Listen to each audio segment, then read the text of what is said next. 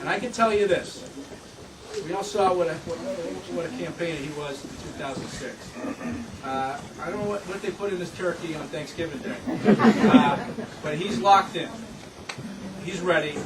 I'm ready. Are you ready? Yeah! The next governor is continued governor of the Commonwealth of Massachusetts.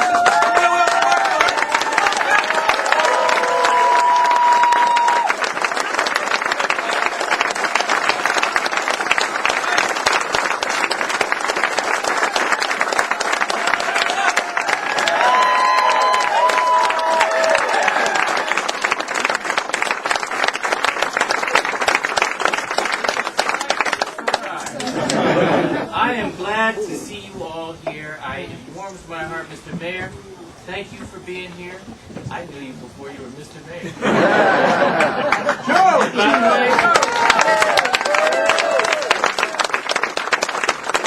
Another point. You knew us before we were governor and lieutenant governor. You still know our names.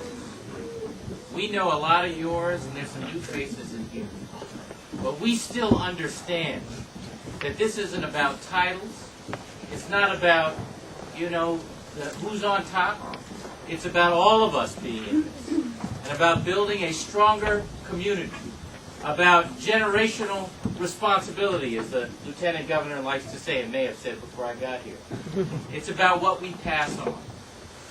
This guy, whom you know as Tim, and whom I love like you do, has been getting it done for Worcester and this whole Commonwealth. Yeah.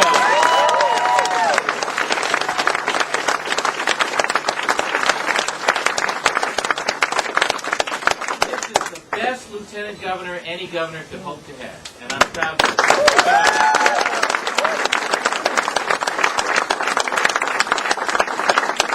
So who's nervous after the special election? Anybody nervous? No. That's too bad. You should be. You should. I picked the other candidate. I stood with the other candidate. I worked hard for the other candidate. But I respect what Scott Brown did. I respect him because he got out there and engaged with people. And whether you think a grassroots campaign is a good idea or not, or grassroots governing is a good idea or not, as a matter of sort of theoretical tactics, the fact is that right now, in neighborhoods all over this Commonwealth, people are hungry to feel like someone is paying attention to them and their needs and their anxiety. They know that they're having to make choices today about whether to pay the heat and the rent in the same month. And they want to know that we know that too. And I'm here to tell you, we do know that. And more to the point, we go to work every day for them, for you. Not for us. This has never been about us. It's been about what we make that is better than what we found. And how we leave that behind. So I want you to be nervous. Because our fellow citizens, residents all over this Commonwealth, need us to feel them, see them. The folks like the Hyatt hotel workers who trained their replacements and then were lied to about it when they were all summarily dismissed. We need to see them. The folks who work on roads and bridges, who've been out of work because construction unemployment makes the general unemployment rate look like a walk in the park. We need to see them. The folks who are worried about paying their kids' college tuition bills, who planned, did everything right, had all kinds of reasonable expectations about how their lives were going to be better for their kids, and who are worried now about how they do that. We need to see them. And you need to understand what we are doing on those fronts and on a whole host of others.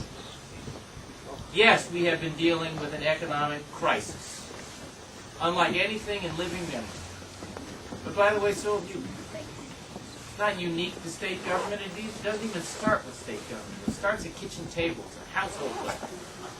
$9 billion in budget gaps. That represents a third of state spending. Now imagine if you had to deal with a third of your budget going away.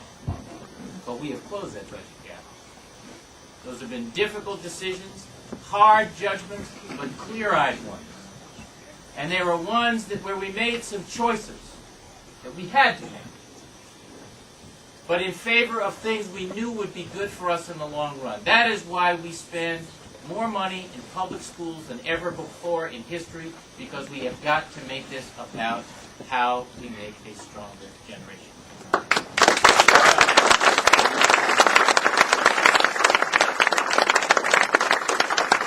We are first in the nation in student achievement. First in the nation in health care coverage for our residents. First in the nation in clean and alternative energy policy. None of that happened by accident. None of that happened by accident. We have changed the way we do business on Beacon Hill by eliminating abuses in the state pension system and tightening the ethics and lobbying laws and simplifying the transportation network. The Turnpike Authority is gone. All of your, go ahead. All of your auto insurance rates have come down because we've introduced competition. There's civilian flaggers on state construction sites. And on Martin Luther King Day, the proudest reform for me was signing the education reform bill, which finally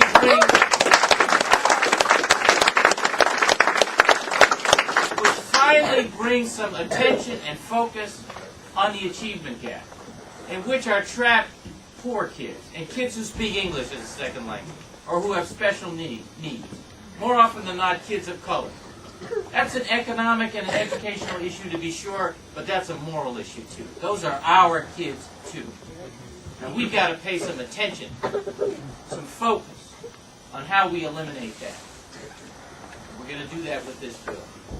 More money in roads, rails, and bridges, and broadband expansion, in public and affordable housing, in open space acquisition and recreational facility upgrades, in public university and college campus restoration, including right here in Worcester. All of that because we are creating jobs today and value over time. And by the way, you can marry anyone you love here in this Commonwealth.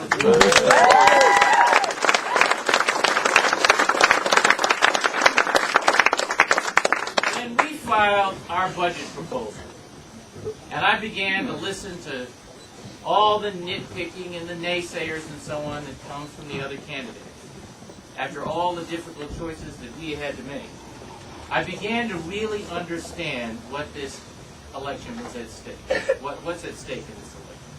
It really began to come home to me. Because all of the other candidates in this race see the budget as a math problem. They just think about the budget as an end in itself. See, you and I know that the budget is a means to an end. That there's a face, a life, somebody's